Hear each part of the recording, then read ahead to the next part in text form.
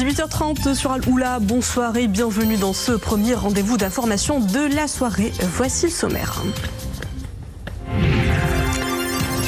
Cannes 2025, le Maroc surclasse la Zambie et valide sa place en 8e. Les Lions de l'Atlas ont signé hier un 3-0 dans la maîtrise, un score sans appel qui a valu à l'équipe nationale la première place de son groupe. Une victoire au goût de la revanche qui a conquis le public marocain partout à travers le royaume. L'euphorie cède désormais place à la lucidité pour entamer du bon pied dimanche la phase à élimination directe. Débrief dans la chronique spéciale Cannes. L'une des affiches les plus palpitantes de cette Cannes, Tunisie, Tanzanie. Les Aigles de Carthage sont épaulés cet après-midi par un public venu nombreux supporter le drapeau tunisien. Parmi eux, des freestylers talentueux qui font le show dans les rues. Notre équipe les a rencontrés.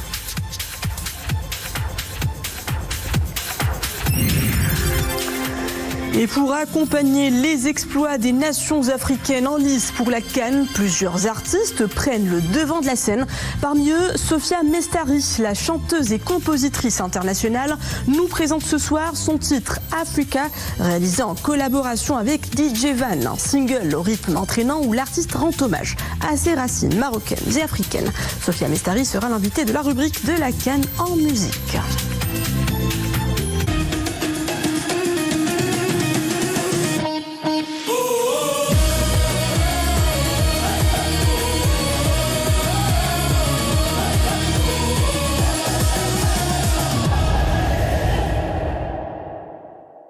Bonsoir, un banc fourni, une fraîcheur mentale et physique retrouvée. Le Maroc file en 8e finale de la Cannes après avoir parfaitement clôturé sa phase de poule hier avec une victoire nette et sans appel face à la Zambie. 3-0, un match référence qui confirme la solidité du 11 national. Un collectif soudé, un groupe compact qui avance pas à pas vers le Graal qui nous fait rêver depuis un demi-siècle. Aujourd'hui, l'équipe nationale franchit un nouveau cap, plus sérieux, celui des éliminatoires. Chacun des prochains matchs devra être joué avec l'exigence et la rigueur d'une finale. C'est coach Walid qui le rappelle bien d'ailleurs en conférence post-match. On en fait le débrief tout de suite dans notre chronique spéciale Cannes en compagnie de Boubkar Mngabrit. Boubkar, bonsoir. Bonsoir Myriam. Alors il n'aura fallu attendre que 9 minutes hier soir pour voir le Maroc ouvrir le score face à la Zambie. On a vu de l'intensité du début à la fin. Ce niveau de jeu est prometteur pour la suite du tournoi. Effectivement, et mission surtout accomplie pour les Lions de l'Atlas, donc, qui ont remporté ce match. Un match gagné pour surtout rassurer les supporters qui étaient nombreux au stade hier. Les Lions de l'Atlas ont assuré également avec sérénité donc cette qualification 8e de finale et confirmé leur première place au classement avec 7 points. Donc après cette belle victoire de 3-0 face à une équipe zambienne tout de même un peu menaçante hier. Alors en conférence de presse, Walid Regragui a tenu de d'abord à remercier le public pour son soutien et ses encouragements. Retour sur les temps forts de la rencontre avec Zakaria Moukimbil. Soudés et concentrés, les Lions de l'Atlas étaient déterminés à arracher les 3 points de la victoire à la Zambie, au titre de la 3e journée de la phase de groupe. Pressant d'emblée sur leur adversaire, les joueurs marocains ont imposé un rythme élevé dès les premières minutes de la rencontre. Le but de la délivrance arrive à la 9e minute de jeu. Ayoub El Kaabi ouvre le score pour les Lions de l'Atlas sur un centre bien calibré de Ezdin Ounahi. Quant à Brahim Diaz, il viendra avec vivacité doubler la mise à la 27e minute de jeu. De retour des vestiaires, les Lions de l'Atlas maintiennent la même pression et le même rythme, faisant preuve d'une coordination entre les lignes et d'une efficacité offensive. À la 50e minute, Ayoub El Kaabi récidive et triple le score avec un nouveau retourné acrobatique. Score final, 3-0. On est satisfait, c'est ce qu'on voulait. On a toujours dit qu'il faut monter en puissance. On a fait un match complet, même si à la fin, avec les rentrées, on a un peu déséquilibré l'équipe. Mais le plus important, c'est les 3 points, comme j'ai dit, c'est de finir premier du groupe, de pouvoir jouer à Rabat. Et maintenant, il y a une nouvelle compétition qui commence. On va avoir besoin de ce public comme aujourd'hui pour nous pousser parce qu'il n'y a pas de match facile. Mais bravo aux garçons, ils ont bien répondu sur le terrain, c'est le plus important. Nous savions que cette rencontre rencontre n'allait pas être facile. L'essentiel était de remporter la victoire et de passer premier de notre groupe. Je remercie le public marocain qui nous soutient dans toutes les conditions. Nous allons tout faire pour poursuivre sur le même rythme. Alhamdoulilah, déjà je me sens mieux. Hier j'étais un peu malade, donc ils ont pris la précaution de faire que je m'entraîne pas. Et aujourd'hui, alhamdoulilah, le match s'est très bien passé. On sait que ça nous tenait à cœur de réaliser une bonne performance chez nous devant notre public, et c'est chose faite. Pour le sélectionneur national, le soutien du public a été décisif dans cette victoire. L'incertitude ou les critiques qui ont suivi le deuxième match contre le Mali n'ont rien enlevé à cette symbiose. Par leur enthousiasme contagieux, les supporters marocains ont bien joué le jeu du 12e homme. Alhamdoulilah, aujourd'hui, on s'est senti mais vraiment soutenu, et c'est pour ça que je peux pas en vouloir aux critiques. Les critiques, elles sont normales, mais à partir du moment que quand on est rentré sur le terrain au Mama'ana, ils ont le droit de nous critiquer. Et c'est ça que j'ai aimé aujourd'hui. À partir des 8e de finale, Anna, a match a connu une finale pour tout le Maroc, pour le coach, pour le staff, pour les joueurs, pour le public. Et Ersan Kouno Fmoustawa Dielna. Le Maroc boucle la phase de groupe à la tête du classement avec 7 points. Lors des premières et deuxièmes journées, les hommes de Walid Regragui s'étaient imposés face au Comores 2-0, avant de faire match nul contre le Mali 1-1. À la faveur de la dernière victoire, les Lions de l'Atlas joueront les 8e de finale à Rabat. Rendez-vous dimanche prochain à 17h au stade Prince Moulay Abdallah. Pour nous en parler ce soir, Aziz Daouda, directeur technique et du développement de la Confédération africaine d'athlétisme. Aziz Daouda, bonsoir. Bonsoir, merci de me recevoir. Vous avez suivi, bien entendu, comme tous les Marocains, et comme nous tous d'ailleurs, ce match très important face donc à la Zambie. Avant d'analyser, de décortiquer donc avec vous l'évolution des Lions de l'Atlas sur le terrain, un premier commentaire. Nous étions sûrs d'une victoire, mais pas sur un score aussi large. D'abord, il y a la surprise du score. Enfin, pas une surprise, parce que vu l'effectif que nous avons, la qualité des joueurs que nous avons, nous savons que notre équipe peut mettre 4, 5, 6 buts à un adversaire même de calibre important. Mais ce qui a réconforté, c'est que ça a fait taire un peu toutes les critiques qui fusaient d'un peu partout. En fait, qui étaient justifiées pour certaines.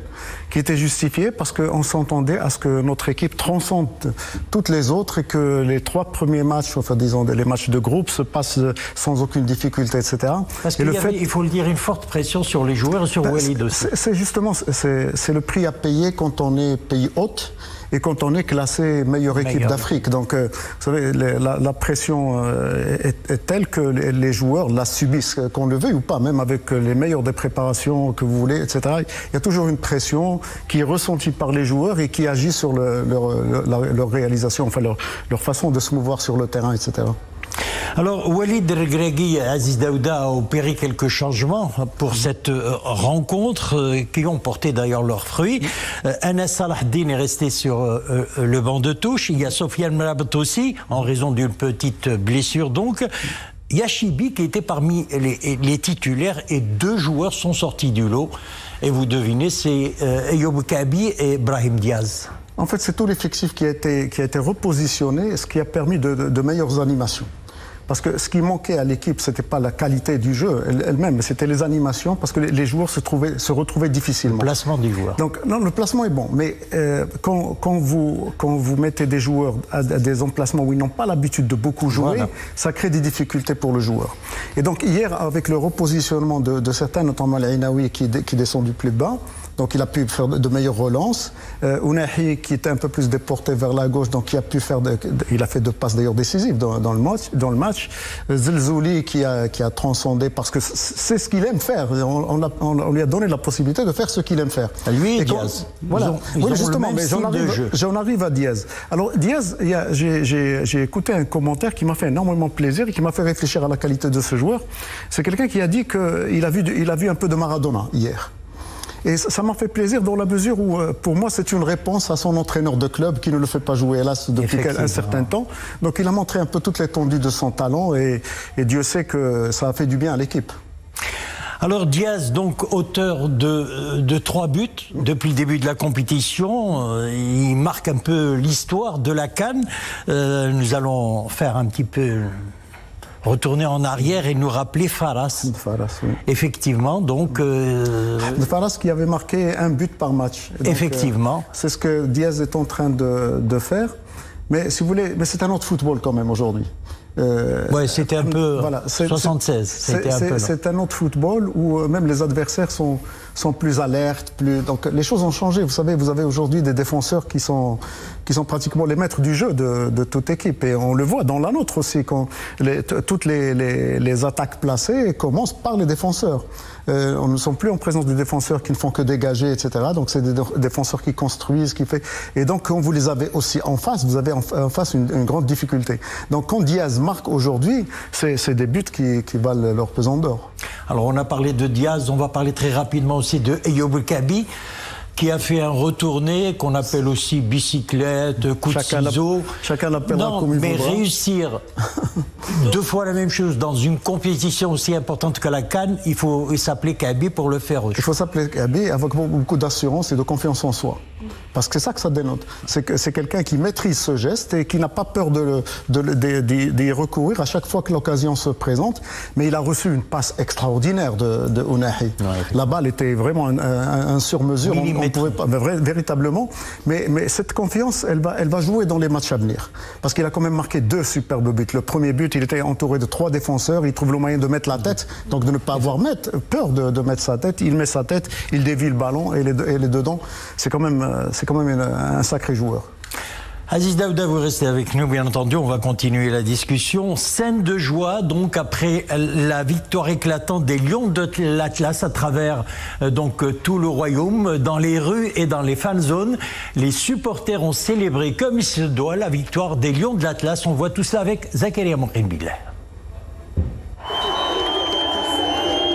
Dès le coup de sifflet final de la rencontre Maroc-Zambie, une explosion de joie gagnait les fanzones dans les 4 coins du royaume. Ici à Agadir, ils étaient nombreux à y avoir suivi la rencontre des Lions de l'Atlas. Portant fièrement les couleurs nationales, les supporters ont tenu à célébrer comme il se doit la qualification de l'équipe nationale au 8e de finale de la CAN. Tout le monde est heureux que le Maroc a gagné. Alhamdoulilah. On est venu de France pour aller soutenir le Maroc. On est très contents que le Maroc a gagné. Alhamdoulilah. En tout cas, on a vu un très bon match du Maroc contre la Zambie.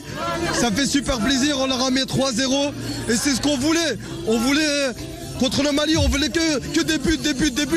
Et là, dans le 3e match, ils ont assuré. Même ambiance de liesse et même festivité à Dakhla. Réunis en grand nombre, les habitants et visiteurs de la Perle du Sud ont donné libre cours à des célébrations hautes en couleurs après la victoire de l'équipe nationale.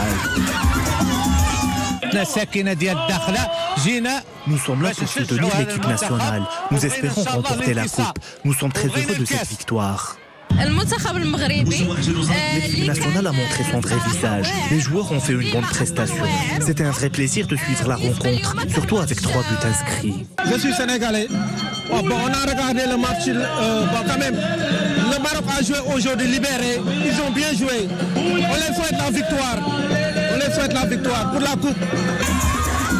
L'enthousiasme suscité par la Coupe d'Afrique des Nations ne cesse de se confirmer et de gagner de l'ampleur. Dans les rues, les cafés et les fanzones, les espaces publics deviennent vecteurs de rassemblement et d'expression. Le football offrant aux supporters de véritables rendez-vous de partage fédérateur. Aziz Daouda, une petite réaction, vous venez de suivre le reportage, une ambiance festive, que ce soit dans les rues, dans les cafés, dans les fan zones. Il faut dire que le Maroc est en fête et la CAN est en fête également. C'est la magie du football aussi. Vous savez, quand vous avez 70 000 spectateurs dans un stade qui vivent en communion, parce qu'en fait, ils sont tous autour d'une même équipe, à soutenir cette équipe, etc. Ils sont un peu sur le terrain, eux aussi. Et donc, c'est comme ça qu'ils le ressentent. Et donc, la joie qu'ils expriment est une joie profonde. C'est pas un jeu, pour eux, c'est une façon d'être, finalement, que de se croire, et ce qui est vrai, partie de l'équipe. Parce que c'est comme ça que je l'entends. On est venu de France, alhamdoulilah. Donc, c'est des gens qui se sentent quand même concernés et qui se sentent au premier plan dans cette victoire, et ils savent que leur rôle est extrêmement important. D'ailleurs, le coach le rappelle à chaque fois que le public doit être là, etc. Et la façon dont ils ont encouragé tout a fait que ça a été une très grande fête. Et justement, le public a répondu à tout cela hier. Oui, effectivement, parce que il y avait une ambiance folle hier au complexe. Depuis 2022, depuis le Qatar, il y a un tel amour de cette équipe. Enfin, je ne sais pas si je peux l'exprimer autrement, qui fait qu'aujourd'hui, on se sent tous un peu concernés dans ces. C'est ça qui a amené d'ailleurs certains à un peu critiquer la façon de jouer, enfin, le nul contre le Mali, etc. Avec le Mali plutôt. Et donc aujourd'hui, on comprend pourquoi. Et c'est pour exprimer d'ailleurs a fait du bien à l'équipe. Je crois que ça a été un moment de rupture avec quelque chose qui était dénoncé depuis un certain temps déjà. C'est-à-dire que depuis un certain temps, les gens n'aimaient plus la façon de jouer de l'équipe nationale parce qu'elle nous a habitués à des scores, mais aussi à un jeu plaisant. Et alors qu'elle était dans l'efficacité beaucoup plus que dans le jeu, etc. Là, contre la Zambie, elle a répondu à nos vœux à tous, c'est-à-dire il y a eu de la manière et du score. Alors Aziz Daouda, le Maroc poursuit donc son parcours sans faute à la CAN. Cette victoire confirme la montée en puissance, je dis bien en puissance, d'une sélection sûre de ses forces portée par un collectif. D'ailleurs, vous le disiez tout à l'heure, bien huilé, décidé à soulever le trophée le 18 janvier. C'est ce qu'on espère tous pour cette équipe. Elle le mérite de par sa qualité, elle le mérite de par ses performances, et surtout elle le mérite pour ces 36 millions de Marocains ou 40 millions de Marocains qui sont derrière et qui aimeraient bien finalement voir ce trophée rester au Maroc. On attend cela depuis longtemps. Depuis 1976. Ouais. Ça fait quand même longtemps. Vous avez évoqué Ahmed Faras, on peut évoquer tous nos grands joueurs qui étaient là, qui nous ont quittés malheureusement, Hezzaz, enfin, beaucoup de joueurs nous ont malheureusement quittés et ils auraient aimé être là et voir cette équipe évoluer parce que c'est un autre football. Nous sommes dans une autre dimension du football marocain. Restez avec nous encore une fois, Aziz Daouda. On va parler des rencontres donc du troisième tour qui se poursuivent aujourd'hui. Groupe C, l'Ouganda, Nigeria, c'est à 17h. Le match, donc, nous connaîtrons le résultat en fin de cette chronique. Tanzanie-Tunisie, c'est joué également à 17h. J'ai laissé les deux équipes avant de rentrer sur le studio sur un score d'un but partout. Tanzanie-Tunisie, c'était un but partout. Le Nigeria avait un but d'avance. En première mi-temps, je ne sais plus ce qu'ils sont. Ils sont à un but partout. Et puis, à 20h, nous avons pour le groupe D, le Botswana qui joue la République démocratique du Congo. Le Bénin sera opposé au Sénégal et ça sera à 20h également. Parlons justement de cette affiche Tunisie-Tanzanie, un duel qui polarise l'attention ce soir. Et en ce moment même, les deux formations sont en train de disputer cette ultime journée du groupe C. Les Aigles de Carthage évoluent ce soir sur le terrain, soutenus par une armada de supporters qui ont fait le déplacement jusqu'à Rabat, n'est-ce pas beaucoup ? Effectivement, nous en avons retrouvé quelques-uns. D'ailleurs, ce matin, à la Médina de Rabat, notre équipe est allée à leur rencontre, à la rencontre de célèbres créateurs donc de contenu tunisien. Ce sont des artistes de freestyle qui offrent aux supporters un spectacle avant le spectacle. Regardez ce reportage, il est signé Sofia Fegroud et Mohamed Jabri.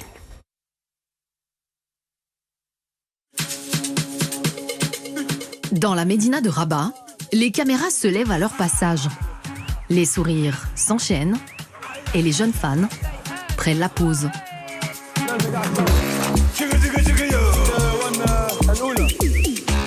C'est que Omar et Ferjani sont des stars des réseaux sociaux. Et ce qui fait leur célébrité, c'est ça, le freestyle. Sur YouTube, TikTok ou Instagram, ils jonglent avec un ballon dans des figures acrobatiques qui défient la gravité. Un show à faire tourner la tête des curieux et des followers. Entre deux matchs de la CAN, ces deux vingtenaires belges, originaires de Tunisie, investissent les lieux chargés d'histoire à Rabat.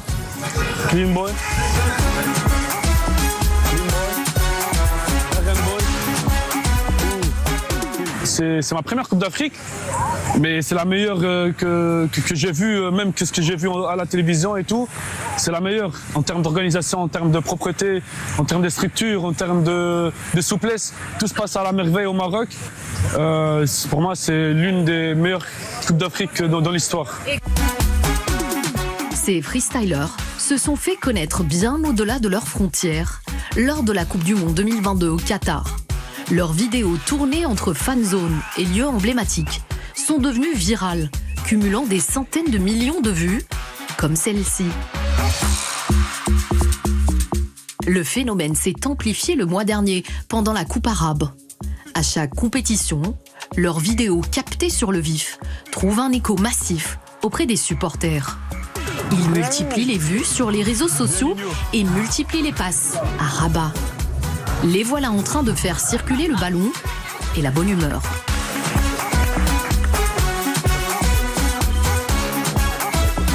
Moi, ma moyenne de vues, c'est je vise les 100 000 vues.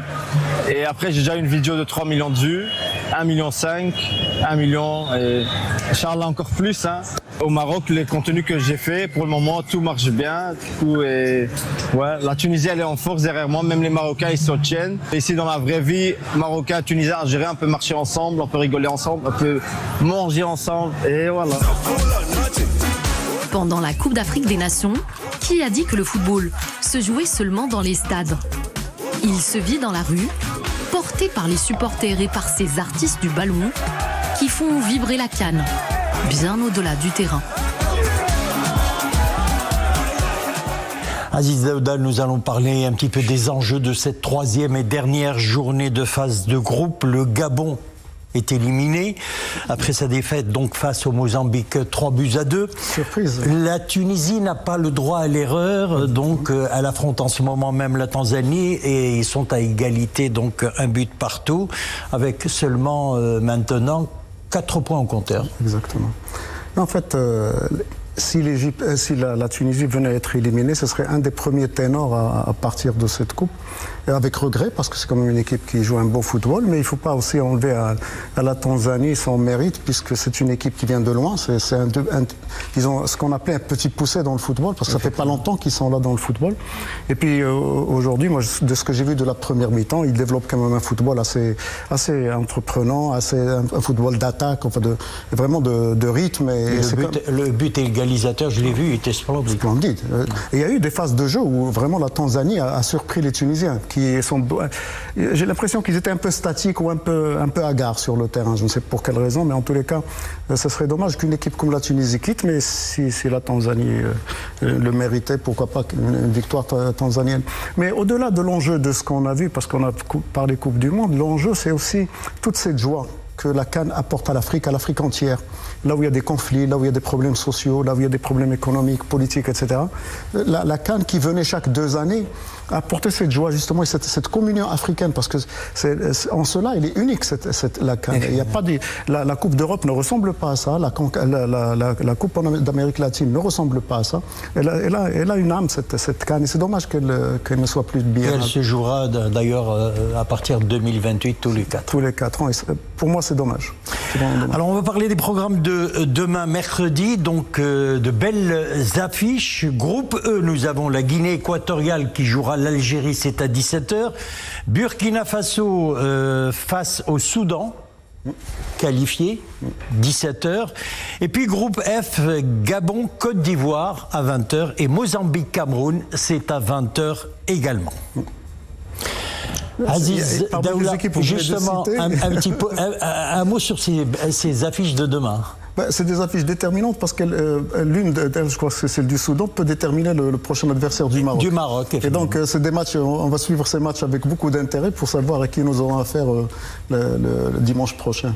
C'est en cela que ces rencontres sont importantes pour nous. Et vous aimeriez que le Maroc rencontre qui? Moi j'aimerais bien qu'il rencontre une grande équipe et qu'il puisse l'éliminer de son chemin et qu'on puisse montrer véritablement notre véritable force la véritable force de notre équipe nationale.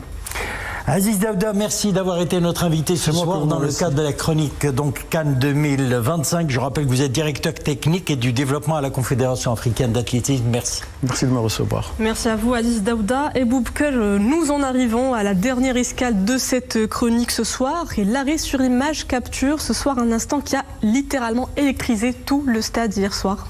Effectivement, hier soir, l'attaquant de l'Olympiakos, Eyoub Kabi, était décidément en forme. Réussir, nous disons tout à l'heure, de retourner en l'espace de 3 matchs dans une grande compétition comme la CAN, il faut s'appeler Kabi pour le réussir. Nous revenons sur ce geste acrobatique. Regardons, c'est juste magnifique.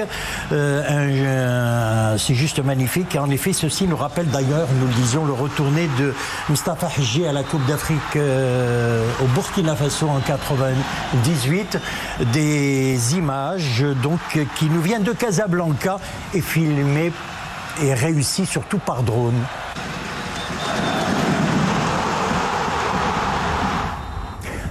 Voilà, arrêt sur image de ce soir. C'est cette impressionnante signature d'El Kaabi qui vient conclure donc ce numéro de la chronique spéciale Cannes. Rendez-vous donc demain pour de nouvelles actualités de la Cannes. Effectivement.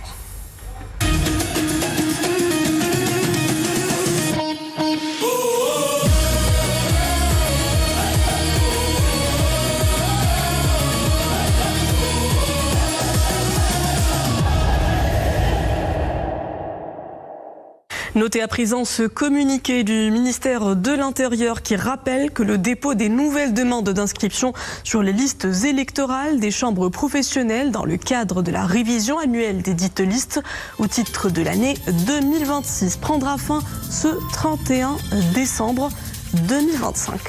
Le ministre de l'Intérieur appelle les professionnels concernés à déposer leur demande d'inscription sur la liste électorale de la Chambre dont ils relèvent auprès des bureaux de l'autorité administrative locale dont relève le lieu d'exercice de leur activité professionnelle.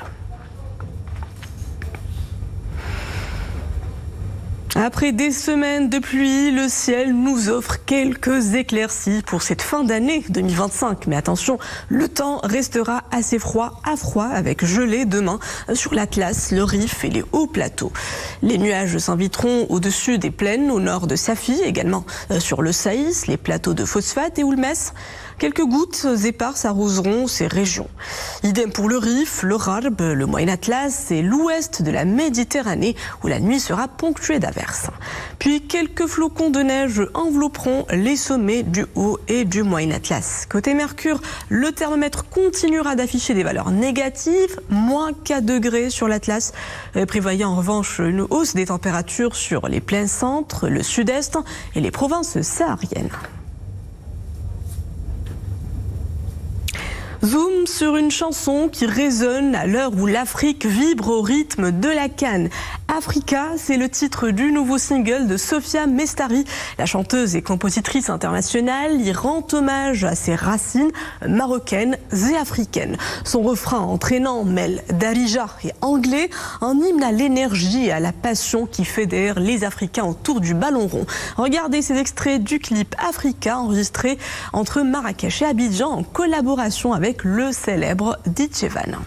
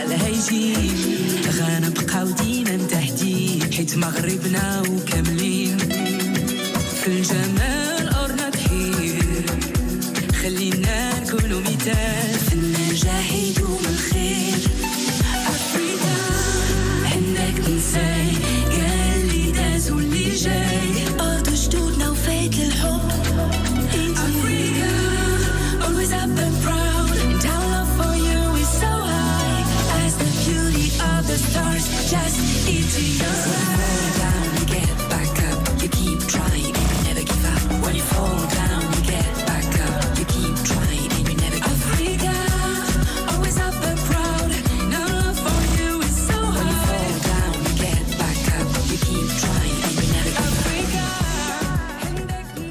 La chanteuse et compositrice Sophia Mestari est notre invitée ce soir. Bonsoir Sophia et merci d'être parmi nous. C'est un plaisir.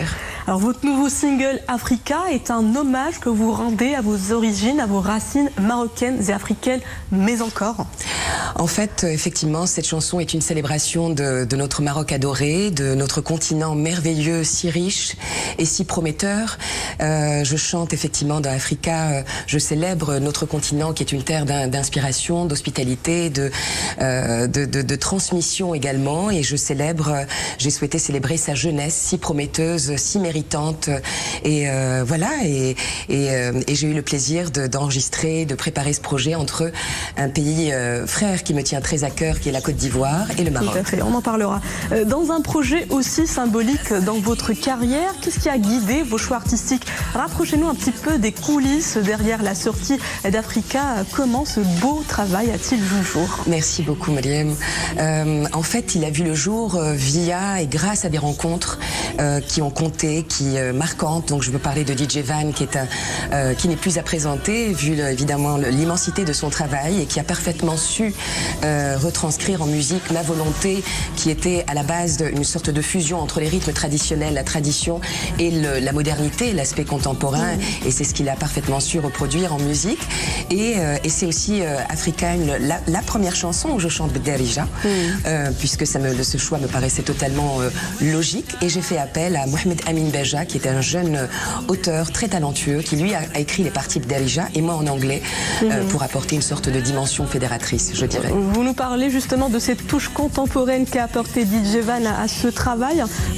Pour un travail aussi personnel, aussi engagé, pourquoi le choix d'un autre artiste, cette collaboration avec un artiste comme DJ Van qui a une touche assez particulière? Parce qu'il a une grande dimension panafricaine. Il a d'ailleurs gagné plusieurs prix aux Afrima. C'est un artiste d'une grande sensibilité, d'une grande humilité, et qui a, encore une fois, l'habitude de travailler ses sonorités un petit peu traditionnelles, que ce soit dans notre pays ou sur notre continent. Et encore une fois, il a apporté cette touche moderne qui a été complémentée par un instrument que j'aime beaucoup, qui lui est très emblématique de notre Afrique, qui est la kora, et qui a été joué par mon cher Roland Boussou. Donc voilà, en fait, c'était le partenaire idéal pour la réalisation de cette chanson. Alors, la chanson a été enregistrée entre Marrakech et Abidjan. Abidjan, d'ailleurs, qui a servi de décor pour le tournage du clip de la chanson. Que symbolisent pour vous ces deux villes africaines? Mais ce sont effectivement deux villes africaines emblématiques, deux places fortes, à l'identité bien définie. Et j'ai eu le bonheur de vivre une petite année en fait en Côte d'Ivoire, où j'ai eu le plaisir de donner un concert au profit de la fondation Children of Africa de son excellence Madame Dominique Ouattara, et c'est là qu'en fait je suis tombée en amour pour ce pays. Et du coup c'était l'évidence même pour moi que que ces deux villes accompagnent ce projet. Donc Marrakech pour l'enregistrement aux côtés de DJ Van, et Abidjan où j'ai également enregistré une partie de la chanson dans le studio d'Assalfo, de l'artiste Assalfo de Magic System. Et le clip, effectivement, j'ai souhaité mettre, voilà, on voit les enfants derrière vous, la présence d'enfants, et mettre à l'honneur ce pays, cette ville extraordinaire qui est Abidjan, que ce soit Abidjan ou Assini, puisqu'on a aussi tourné au bord de la plage. Donc c'est vraiment... respire l'Afrique surtout. Merci, c'était effectivement le projet. Voilà, et avec Africa, vous franchissez un nouveau cap dans votre carrière artistique. Comment vivez-vous ce tournant après 25 années passées dans l'industrie musicale? Eh bien écoutez, Africa est le morceau qui vient me sédentariser sur mon continent. C'est un morceau fort et important pour moi parce qu'il marque un virage et un retour quelque part sur mes terres. Et je compte bien y rester d'ailleurs.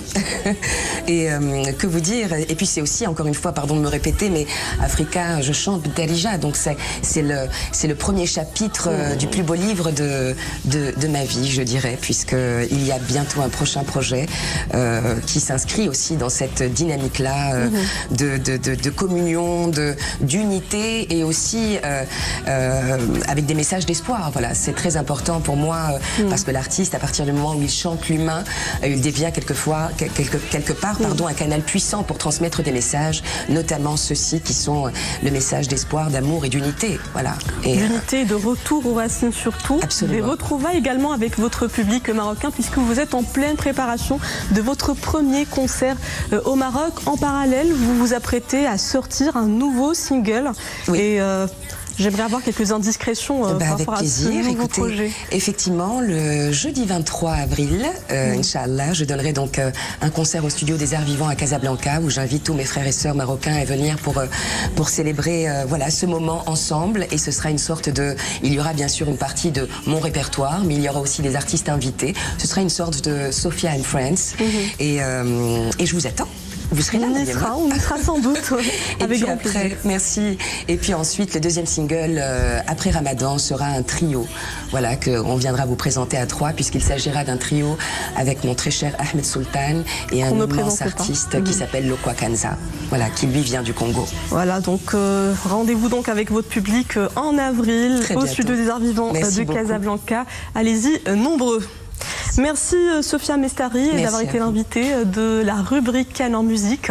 Merci infiniment. Et c'est sur ces images que nous signons la fin de ce journal. Merci à vous de l'avoir suivi. Le retour de l'info, c'est à 20h30. Excellente suite des programmes à tous sur Al-Moula.